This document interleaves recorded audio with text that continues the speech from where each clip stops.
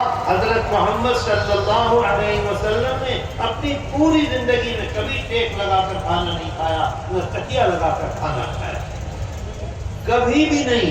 کوئی بڑے سے بڑا عالم ایک حدیث دکھلا دے کہ آپ نے ٹیک لگا کر کھانا کھایا ہو، یا ایک حدیث دکھلا دے کہ آپ نے چہار زانو بیٹھ کر کھانا کھایا ہو۔ میرے دوستو، چھوٹی چھوٹی چیزیں ہیں، عمل کی چیزیں، ہم عمل کریں گے۔ اللہ اعلان کرتا ہے فَأُولَٰئِكَ هُمُ الْفَائِزُونَ، وہ کامیاب ہیں وہ لوگ۔ میرے بھائیوں، چلو بیٹھ جاؤ، یہ ہوتا رہتا ہے۔ میرے دوستو، ہم کھانے کے لیے ہاتھ دھوتے ہیں، کیسے دھوتے ہیں؟ بتاؤ کیسے دھوتے ہیں؟ ایسے۔ ہمارے آقا حضرت محمد صلی اللہ علیہ وسلم نے کبھی بھی بغیر گٹے یہاں تک ہاتھ دھویا، ایسے۔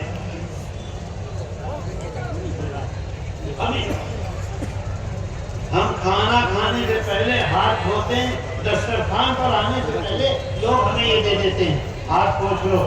اللہ کے رسول صلی اللہ علیہ وسلم نے کھانے سے پہلے کبھی ہاتھ نہیں پوچھا۔ میں اپنے ملک میں بنگلور کے قریب گیا تو ایک کڈنی کے بڑے ڈاکٹر جو آپریشن کرتے تھے، انہوں نے میری دعوت کی۔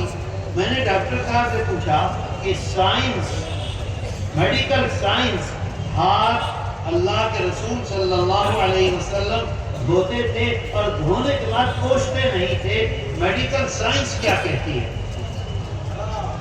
تو انہوں نے عجیب بات بتلائی۔ وہ مجھ سے کہنے لگے کہ میں یہ تو جانتا نہیں، لیکن میں یہ جانتا ہوں کہ جب ہم کڈنی کے آپریشن کے لیے جاتے ہیں تو ہمیں یہ پڑھایا ہے کہ ہاتھ یہاں سے لے کر یہاں تک دھو، یہاں تک نہیں، یہاں تک نہیں، یہاں تک۔ اور کہتے ہیں یہاں تک دھونے کے بعد پھر ہمیں اس کی انومتی نہیں ہے کہ ہم اس کو پوچھیں، اسی کے اوپر وہ جو پانی رہتا ہے اسی کے اوپر ہم دستانہ پہن لیتے ہیں، جس سے آپریشن کرتے ہیں، تاکہ اس کے اندر کوئی جراثیم کو کیا کہتے ہیں، جیوانو کوئی نہ چلا جائے ہمارے منہ میں۔ آپ دیکھ لیجئے ہماری کیا حالت ہے۔ میرے دوستو، لمبی بات ہو جائے گی، مجھے ابھی دور جانا ہے۔ وہ جو جدید سائنس یعنی میڈیکل سائنس یہ کہتی ہے کہ کھانا کھانے کے بعد پانی مت پیو، 1 گھنٹے کے بعد پانی پیو۔ جرمنی میں بڑے بڑے ڈاکٹر جمع ہوئے کہ مسلمانوں کے جو پیغمبر ہیں حضرت محمد صلی اللہ علیہ وسلم، انہوں نے جو بات بتلائی ہے وہ بہت کامیاب ہے، لیکن وہ یہ کہتے ہیں کہ کھانے کے ساتھ پانی پیو، اور سائنس یہ کہتی ہے کہ کھانے کے ساتھ پانی پیو گے تو نقصان ہوگا۔ اور وہ سب بیٹھے ہوئے ہیں، صبح سے شام ہو گئی کہ پانی ساتھ میں پیو کہ نہ پیو، پیو کہ نہ پیو، پیو کہ نہ پیو۔ ایک بوڑھا ڈاکٹر تھا، شام کو وہ کھڑا ہوا، سنو اسے غور سے، شام کو وہ کھڑا ہوا اور کھڑا ہو کر کہنے لگا کہ مسلمانوں سے یہ پوچھو کہ ان کے نبی نے ان کو کھانا کھانے کا طریقہ بتلایا ہے؟ سمجھ رہے ہو بات کو؟ کھانا کھانے کا طریقہ بتلایا ہے کہ کتنا کھانا کھانا ہے؟ تو کھڑے ہو کر پوچھا، فوراً وہ جو مسلم ڈاکٹر تھے انہوں نے کہا ہمارے نبی نے ہم کو بتلایا ہے کہ اپنے پیٹ کے 3 حصے کرو۔ کیا کرو؟ 3 حصے، 1 حصہ کھانے کے لیے، 1 حصہ پانی کے لیے، 1 حصہ سانس لینے کے لیے۔ سمجھے بات کو؟ سارے ڈاکٹر کھڑے ہو گئے، کہنے لگے اگر کوئی اس طرح سے کھانا کھائے گا تو اس کے لیے پانی پینا ضروری ہے۔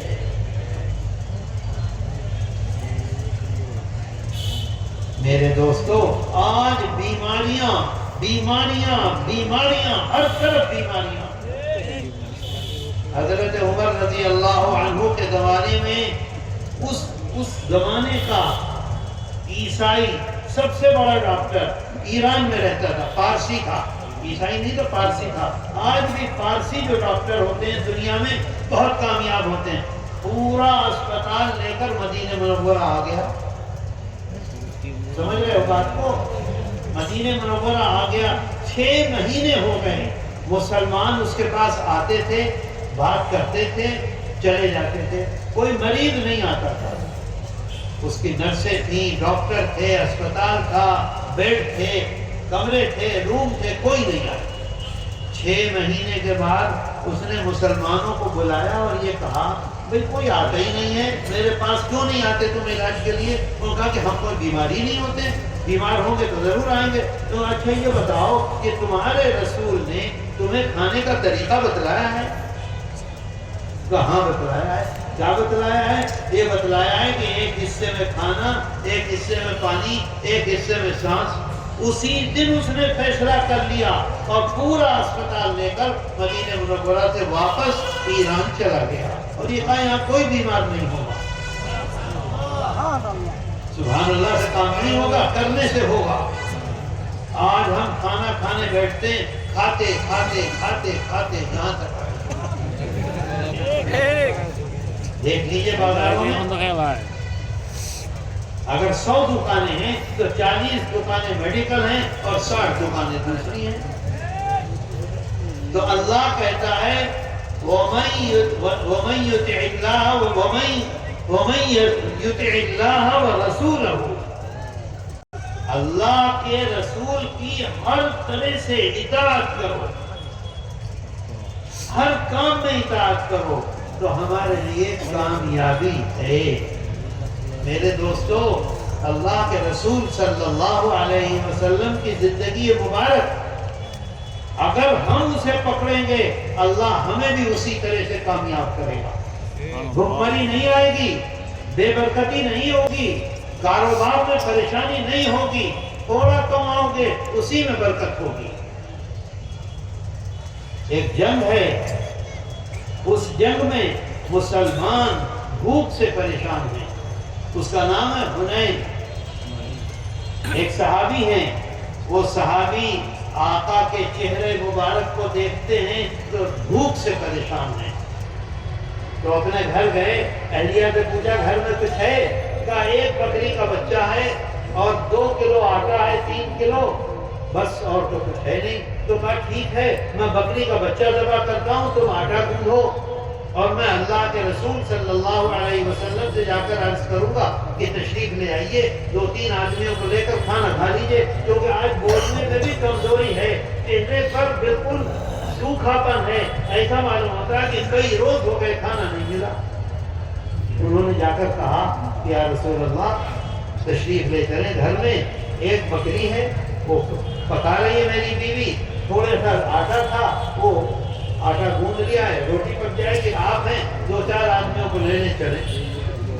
جیسے ہی آقا نے یہ سنا پورے مجمع میں اعلان کر دیا، پورے مجمع میں اعلان کر دیا، چلو چلو مہاجرین چلو، انصار چلو۔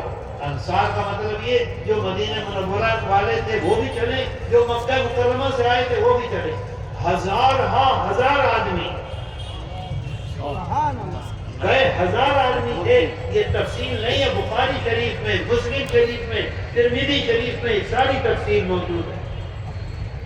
اب یہ تو گھبرا گئے، دوڑ کے گئے اپنی اہلیہ کے پاس اور کہا کہ اللہ کے رسول صلی اللہ علیہ وسلم تو ہزاروں آدمیوں کو لے کر آ رہے ہیں، تمہارے پاس 5 آدمیوں کو کھانا۔ اہلیہ نے فرمایا کہ بھئی آقا لا رہے ہیں، وہ جانے، آپ ان سے بتلا دیجیے جا کے۔ ان کے پاس گئے، عرض کیا کہ یا رسول اللہ کھانا تو اتنا، فرمایا کوئی پریشانی کی بات نہیں، کہاں ہے کھانا؟ وہاں آئے، اپنا کپڑا لے جا کے ڈھک دیا، فرمایا چلو مہمانوں کو بلاؤ کھلاؤ، 100 آدمیوں کو بلاؤ کھلاؤ۔ 100 آدمی بیٹھ رہے ہیں، ایک چھوٹا سا بچہ، 2-4 کلو آٹا، بیٹھ رہے ہیں کھا رہے ہیں، بیٹھ رہے ہیں کھا رہے ہیں، جا رہے ہیں کھا رہے ہیں جا رہے ہیں، 4-4 6-6 وقت کے بھوکے فوجی ہمارے جیسے نہیں، کھایا اب سو گئے۔ تمام کے تمام لوگوں نے کھانا کھا لیا، سب کا پیٹ بھر گیا اور کھانا ختم نہیں ہوا۔ میرے دوستو، اگر اللہ کے رسول صلی اللہ علیہ وسلم کی زندگی مبارک کو پکڑو گے، اس پر عمل کرو گے، تمہارے ہاں بھی ایسے ہی برکت ہوگی۔ یہ یقین کے ساتھ میں کہتا ہوں، ایسے ہی برکت ہوگی، کبھی بے برکتی نہیں ہوگی، کبھی پریشانی نہیں ہوگی، کبھی بھوکمری نہیں ہوگی، کچھ نہیں ہوگا۔ شرط یہ ہے، یہ فیصلہ کر لو کہ میرے آقا حضرت محمد صلی اللہ علیہ وسلم نے جس طرح سے جیون بتایا ہے ایسے ہی مجھے بتانا۔ آج ہمارے نزدیک ارے مستحبی تو ہے چھوڑو، آج ہمارے نزدیک سنتی تو ہے چھوڑو، سب سے بڑی ناکامی ہے ہماری۔ میرے دوستو، لمبی بات ہو جائے گی۔ قرآن میں اللہ نے اعلان کیا ہے، اگر تم اپنے گناہوں کی معافی چاہتے ہو، اگر تم جنت چاہتے ہو، اگر تم یہ چاہتے ہو کہ میں تم سے محبت کروں، تین باتیں، اگر تم چاہتے ہو میں تم سے محبت کروں، میں تمہیں اپنا محبوب بنا لوں، اگر تم یہ چاہتے ہو کہ میں تمہیں جنت میں بھیج دوں، اگر تم یہ چاہتے ہو تمہارے گناہوں کو معاف کر دوں، صرف ایک کام کرو تو۔ میرے دوستو، میرا بیٹا ہے، اگر میرے بیٹے کو کوئی آدمی ایسے مارے تو میں برداشت کروں گا؟ سچ بتلا دو، برداشت کروں گا؟ جہاں تک ممکن ہو سکے گا اسے پیٹوں گا۔ اللہ کہتا ہے میں تمہیں اپنا محبوب بنا لوں گا۔ جب اللہ ہمیں محبوب بنا لے گا تو دنیا کی کوئی طاقت ہمیں نقصان پہنچا سکتی ہے؟ کبھی نہیں پہنچا سکتی۔ تین وعدے اللہ کرتا ہے، محبوب بناؤں گا، تمہارے گناہوں کو معاف کروں گا، تمہیں جنت میں بھیجوں گا۔ میں ایک بات کہتا ہوں تم سے، صرف ایک کام کرو۔ دیکھو قرآن میں اللہ کہتا ہے قل، آقا سے فرما رہا ہے اللہ، قل، آپ سب کو بتلا دیجئے، پوری دنیا کو بتلا دیجئے، تمام مسلمانوں کو بتلا دیجئے، کیا تحبون اللہ، اگر تم اللہ سے محبت کرتے ہو۔ ہم نماز کیوں پڑھتے ہیں؟ اللہ سے محبت ہے۔ سجدہ کیوں کرتے ہیں؟ اللہ سے محبت ہے۔ داڑھی کیوں رکھتے ہیں؟ اللہ سے محبت ہے۔ ٹوپی کیوں اوڑھتے ہیں؟ اللہ سے محبت ہے۔ روزہ کیوں رکھتے ہیں؟ اللہ سے محبت ہے۔ عمرے میں کیوں جاتے ہیں؟ اللہ سے محبت ہے۔ قبلے میں کیوں جاتے ہیں؟ اللہ سے محبت ہے۔ اور کوئی وجہ تھوڑی ہے، دنیا کے لیے تھوڑی کرتے ہیں۔ مدرسے میں چندہ کیوں دیتے ہیں؟ اللہ سے محبت ہے۔ امام صاحب گھر میں آ جائیں، ان کی بہترین دعوت کرتے ہیں، کیوں؟ اللہ سے محبت ہے۔ تو اللہ کہتا ہے اگر تم قل ان کنتم تحبون، اگر تم دعویٰ کرتے ہو مجھ سے محبت کا، دعویٰ سمجھے، دعوی کرتے ہو محبت کا، تو کیا کام کرنا ہوگا؟ فاتبعونی، دو چیزیں ہیں، ایک اطاعت ہے، ایک اتباع ہے۔ امام صاحب ہیں آپ کے صدر صاحب، یہ عشاء کی نماز پڑھ کے جب گھر میں جائیں گے تو گھر میں جو چاہیں وہ کریں، ان سے کوئی پوچھے گا؟ پوچھے گا کوئی؟ ہاں، فجر کی نماز میں نہیں آئیں گے تو ان سے پوچھا جائے گا۔ یہ کیا ہے؟ یہ اطاعت ہے۔ ہم فیکٹری میں کام کرتے ہیں، 10 گھنٹے کی ڈیوٹی ہے، ٹھیک وقت پر ہم گئے، ٹھیک وقت پر واپس آ گئے۔ اب اس کے بعد ہم چاہے سوئیں، چاہے بازار جائیں، چاہے اپنا بزنس کریں، فیکٹری کا مالک ہمیں پکڑے گا؟ نہیں پکڑے گا۔ یہ اطاعت ہے۔ اور اتباع، اتباع کا مطلب یہ ہے کہ 24 گھنٹے ہر وقت سو تو ایسے سو جیسے آقا سوتے تھے، پیشاب کرو تو ایسے کرو جیسے آقا کرتے تھے، کھانا کھاؤ تو ایسے کھاؤ جیسے آقا کھاتے تھے، ہاتھ دھو تو ایسے دھو جیسے آقا دھوتے تھے، آپس میں ایک دوسرے سے بزنس کرو تو ایسے کرو جیسے آقا کرتے تھے، معاملات کرو تو ایسے کرو جیسے آقا۔ پوری زندگی، پورا جیون، سمجھ گئے بات کو؟ سمجھے؟ اطاعت نہیں، اتباع۔ اطاعت کا مطلب تو یہ ہے کہ 5 گھنٹے کی ڈیوٹی ہے، اس کے بعد ہم آزاد ہیں۔ یہاں آزادی نہیں ہے،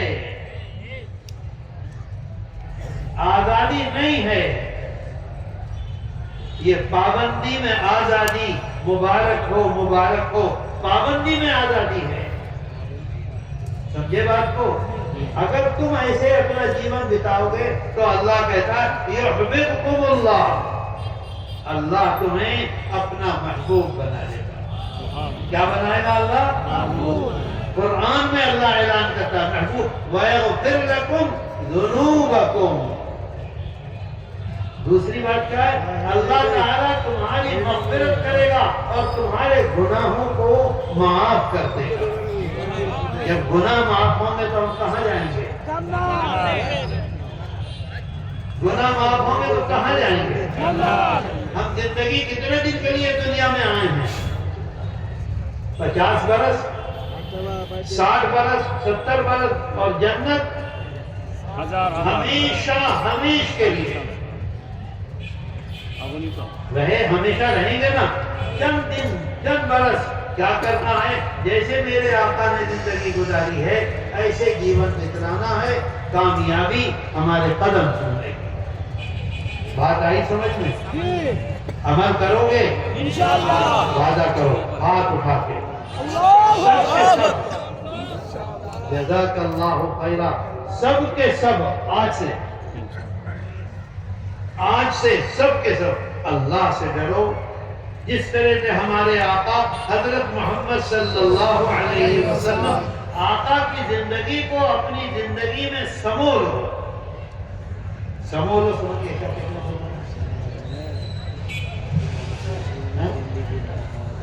جھکا لو، آقا کی زندگی کو اپنے جیون میں جھکا لو، اگر جھکا لیا تو کامیاب ہے۔ میرے دوستو، ایسی عزت ملے گی تمہارے چہرے کو دیکھ کر، تمہارے منہ کو دیکھ کر آدمی تمہاری عزت کرے گا۔ سچ کہہ رہا ہوں میں، چہرے پر ایسا نور ہوگا کہ دوسرا آدمی کھڑا ہو جائے گا، گالی نہیں دے سکتا، نقصان نہیں پہنچا سکتا، کاروبار میں پریشان نہیں کر سکتا، ہر جگہ انسان کامیاب ہوگا۔ میرے بھائیوں، میری بات سمجھے؟ اللہ تعالی ہمارے جو ہم نے سنا ہے اللہ اس پر ہمیں عمل کی توفیق عطا کرے۔ اللہ ہمارے دلوں میں ہمارے آقا حضرت محمد صلی اللہ علیہ وسلم کی زندگی کو ڈھکا دے۔ اللہ ہمارے گناہوں کو معاف کر دے، اللہ ہمارے گھروں کی پریشانیوں کو دور کر دے، اللہ ہمارے بیماروں کو شفا دے دے، اللہ ہمارے قرضوں کو پورا کرا دے، اللہ ہمارے کاروبار میں برکت عطا کر دے، اللہ ہمارے بچوں کو ہماری آنکھوں کی ٹھنڈک بنا دے، اللہ ہمارے ایمان کی حفاظت فرما دے۔ ہم یہاں اس دینی محفل میں آئے ہیں، اللہ ہمارے آنے کو قبول کر لے۔ یا الہ العالمین، تیرے سامنے ہاتھ اٹھائے ہیں، تو ہماری دعاؤں کو قبول کر لے۔ یا الہ العالمین، تو ہماری دعاؤں کو قبول کر لے۔ ہمارے باپ نے، ہماری ماں نے، ہمارے بھائی نے، ہماری بہنوں نے دعاؤں کے لیے کہا، اے اللہ تو ان سب کو کامیاب اور بامراد کر دے۔ اے اللہ، تیرے محبوب حضرت محمد صلی اللہ علیہ وسلم ہمارے آقا اس جیسی ہمیں زندگی بتانے کی توفیق عطا کر دے۔ یا الہ العالمین، دنیا میں سب سے زیادہ ظلم اس وقت ہمارے بھائی فلسطین پر ہو رہا ہے۔ اے اللہ تو فلسطینیوں کی مدد کر دے، اے اللہ تو ان کی خطاؤں کو معاف کر دے، اے اللہ تو ان کے گناہوں کو معاف کر دے، اے اللہ تو ظالموں کے ہاتھ کو توڑ دے، اے اللہ تو ظالموں کی کمر کو توڑ دے، اے اللہ تو ظالموں کو برباد کر دے، اے اللہ تو ظالموں کو برباد کر دے۔ اے اللہ، ہم گنہگار ہیں لیکن تیرے بندے ہیں، اے اللہ ہماری دعاؤں کو قبول کر لے۔ اے اللہ، تیرے سامنے حاضر ہیں، تو ہماری دعاؤں کو قبول کر لے اور ہم پر اپنا فضل اور کرم کر دے۔ یا الہ العالمین، بہت سے لوگوں نے دعاؤں کے لیے کہا ہے، ان سب کو کامیاب اور بامراد کر دے۔ اے اللہ، ہماری بیٹیاں، ہماری بہنیں شادی کے قابل ہیں، اے اللہ تو ان سب کو بہت اچھے رشتے عطا کرتے اے اللہ ہمارے بڑے جو اس دنیا سے چلے گئے ہیں تو ان سب کی مغفرت کر دے ان کی قبر کو نور سے بھر دے اے الہ العالمین جن لوگوں نے اس دینی محفل میں محنت کی کوشش کی پیسہ دیا اے اللہ ان سب کی خدمت کو قبول کر دے صلی اللہ تعالی علی خیر خلقہ محمد وآلہ وصحبہ اجمعین برحمتک یا ارحم الراحمین میرے دوستوں ایک بات سن لو بس بھائی میرا دل یہ چاہتا ہے کہ میں بھی مصافحہ کروں لوگ آتے ہیں مصافحہ کرنے کے لیے نہیں کر پاتا میں آپ کو سلام کروں اللہ کے رسول صلی اللہ علیہ وسلم فرماتے ہیں 30 رحمتیں آپ کی طرف اور آپ مجھے جواب دیں گے تو ایک ایک کی طرف سے 30 مجھ کو کتنی بڑی بات ہے السلام علیکم ورحمۃ اللہ وبرکاتہ اللہ صحت دے اللہ سے আল্লাহ তাআলা আমাদেরকে হযরতের বয়ানের উপর আমল করার তৌফিক দান করুন সকলে বলে আমিন হযরতকে কেউ কষ্ট দিবে না কেউ সালামের জন্য আসবে না এই মুহূর্তেই এখনই ইশারের আযান হবে আযানের সাথে সাথে ইশারের জামাত হবে আলহামদুলিল্লাহ সুম্মা আলহামদুলিল্লাহ আমাদের দাওয়াতি মেহমানগণ সকলেই আমাদের মাধব দিতে এসে পৌঁছে গেছেন এবং আল্লামা মামুনুল হক হাফিজাহুল্লাহ এসে পৌঁছে গেছেন সকলে বলে আলহামদুলিল্লাহ এখনই আযান হবে আযান দিবেন হাফেজ মাওলানা আব্দুল আজিজ